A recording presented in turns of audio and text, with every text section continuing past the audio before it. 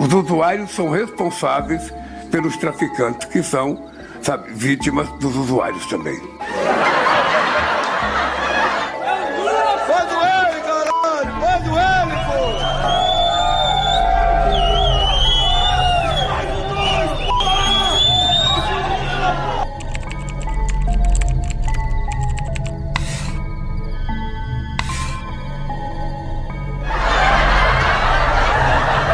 Se você vai no supermercado aí em Salvador e você desconfia que tal produto tá caro, você não compra.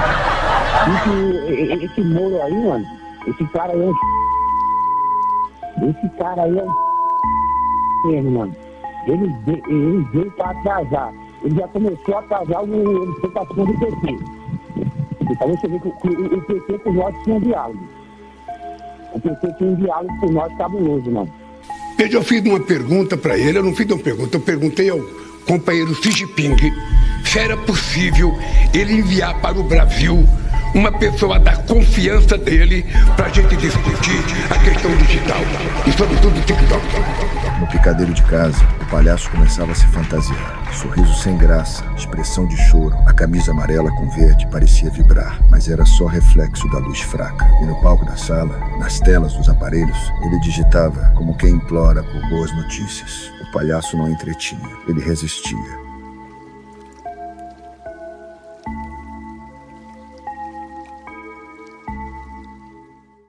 Foi solto agora há pouco o ex-presidente Lula, que estava preso na sede da Polícia Federal em Curitiba há mais de 1 ano e meio. O ex-presidente foi um dos beneficiados pela decisão do Supremo Tribunal Federal, que entendeu que réus não podem ser presos em segunda instância. Em 2019, o Supremo mudou a regra do jogo. Agora, criminoso condenado não vai direto cumprir pena depois da segunda instância, não. Só depois que o sujeito rodar por tudo quanto é tribunal. Até a última instância é que o martelo bate e a prisão começa de verdade. Quando o Supremo decidiu que só vai pra cadeia depois que acabar todos os recursos. Não foi decisão para um nome, para um partido, para uma cor. Foi decisão pro sistema inteiro. E quando o topo fala, parceiro, o resto do sistema se ajusta. A caneta mexe com mais força que o fuzil. Essa decisão valeu pra geral. Bandido pé de chinelo, empresário engravatado, político, juiz aposentado, todo mundo. O sistema é assim. Muda pra um, muda pra todos. Mas a rua só lembra do nome grande. E naquela época, tinha um nome gigante cumprindo pena pela regra antiga. O ex-presidente Lula. Estava preso com base na lógica da segunda instância. O tribunal confirmou. Cumpre pena. Só que aí, a regra virou. E quando a regra vira, parceiro, o tabuleiro vira junto. Se o cara ainda tem recurso pendente, ele não fica mais na tranca. Sai. Sai porque o sistema manda sair. Sai porque a lei, naquele dia, mandou abrir a porta. Sai porque Brasília decidiu que prisão só depois do fim do jogo. E o jogo dele ainda estava longe de acabar. E foi isso que aconteceu. Não teve fumaça secreta, não teve operação de madrugada, não teve coronel cochichando no ouvido de ministro. Foi a regra. E a regra no Brasil, parceiro, muda quando o Supremo quiser. Os senadores de oposição conseguiram 41 assinaturas para protocolar um pedido de impeachment contra o ministro do STF, Alexandre de Moraes. O ministro Gilmar Mendes, decano do Supremo Tribunal Federal, suspendeu hoje trechos da lei do impeachment que tratam de regras para afastar ministros da Corte. Agora, caberá apenas ao Procurador-Geral da República. A abertura de processo pelo Senado só pode ocorrer com apoio de 54 dos 81 senadores, 2/3 do total, um número muito mais alto do que os 21 previstos anteriormente. Eles alteram o regimento interno em 2023 para mandar esse caso para a primeira turma. Caso de prerrogativa de foro, desde sempre, é plenário. Eles alteraram o regimento interno para mandar para a primeira turma. É óbvio que esse é um processo montado para o bolsonarismo, para tirar o Bolsonaro da urna. Óbvio. E o governo federal sofreu uma derrota no Congresso. A Câmara dos Deputados aprovou um pedido para que a medida provisória que substitui o aumento do imposto sobre operações financeiras, o IOF, fosse retirada da pauta. Como você sabe, o governo Lula contava com o aumento do imposto sobre operações financeiras, o IOF. Agora, com a derrubada do decreto pelo Congresso, a solução para o problema deve ser recorrer ao Supremo Tribunal Federal. O ministro Alexandre de Moraes, do Supremo Tribunal Federal, concedeu liminar que valida o aumento do IOF. A decisão atende, em grande parte, ao governo, que havia pedido isso ao STF. É vergonhoso o que está acontecendo aqui nesse Senado aqui. É vergonhoso. Vai decidir por decisão monocrática, sem ouvir o seu próprio colegiado, no caso do IOF, o ministro Alexandre de Moraes, sem respeitar 513 deputados, 81 senadores que representam o povo que foram eleitos e os seus estados. Então tem que ter uma resposta.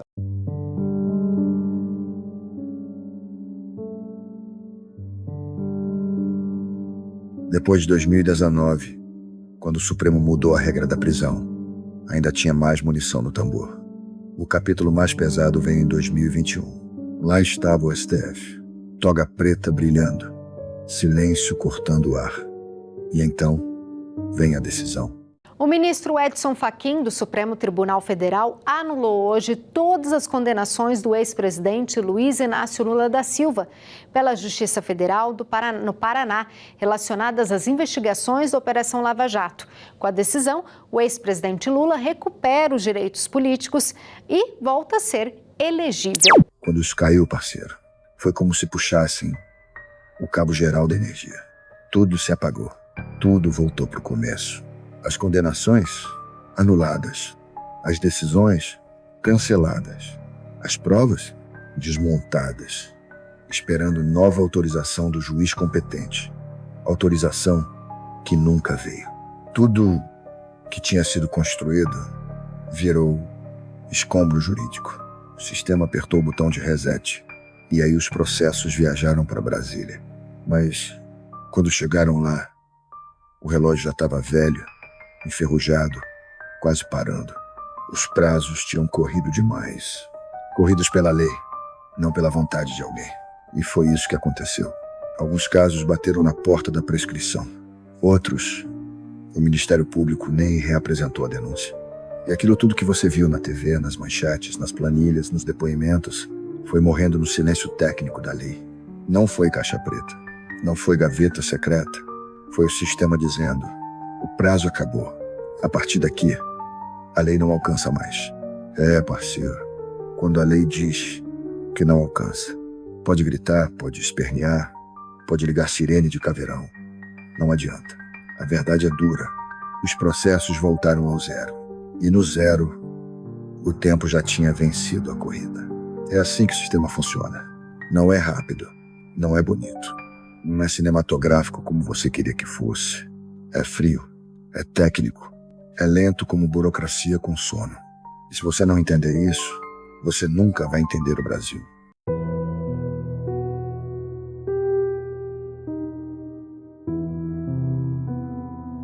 Ano de 2022, o país saindo aos trancos da pandemia, todo mundo machucado.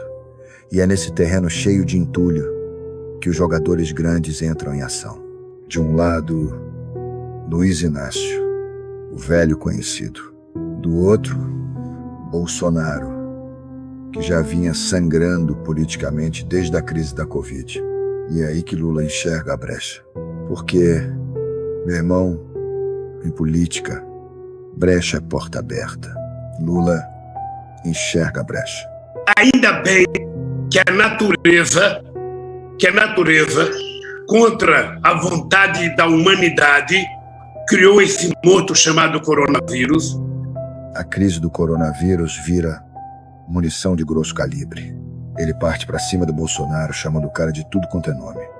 Fascista, genocida, miliciano, é acusação pesada, lançada para colar no imaginário do eleitor. Isso aí é tática de guerra psicológica, parceiro. Não é discurso, é operação. O núcleo político dele sabe que o país está emocionalmente vulnerável. Transformam cada falha de gestão, cada fala polêmica, cada crise hospitalar em narrativa eleitoral. E quando o inimigo está enfraquecido, você aperta mais. Estratégia pura. Maximizar desgaste.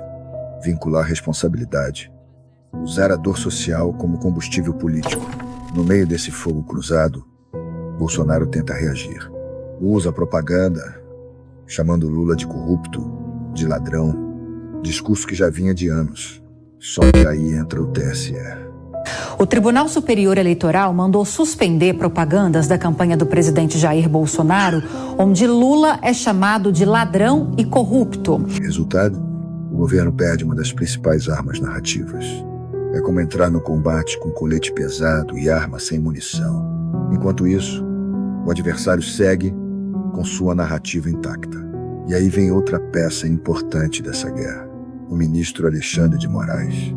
Ele determina que perfis da direita parem de associar Lula aos casos Celso Daniel e PCC. Censura, justiça, estratégia jurídica. Eu não estou aqui para julgar. Estou aqui para relatar o efeito no campo de batalha. Com a decisão, um lado inteiro da trincheira fica silencioso. As narrativas que eles usavam há anos, cortadas na faca. Na prática, isso muda o ritmo da guerra de informação. Você corta fluxo, corta alcance, corta dano. E numa eleição polarizada, meu irmão, informação é munição. Então junta tudo. Lula explorando a pandemia como arma política. Ataques pesados contra Bolsonaro. Propaganda do governo barrada. Conteúdos da direita proibidos. E o ambiente digital controlado como zona de segurança máxima. O resultado é um campo de batalha simétrico. Cada passo tem que ser calculado. Cada palavra vira risco. Cada decisão institucional vira vantagem ou desvantagem. E no fim, parceiro, eleição não é debate educado. É guerra de narrativa, operação de influência, disputa pelo imaginário do povo. Quem entende o terreno, vence.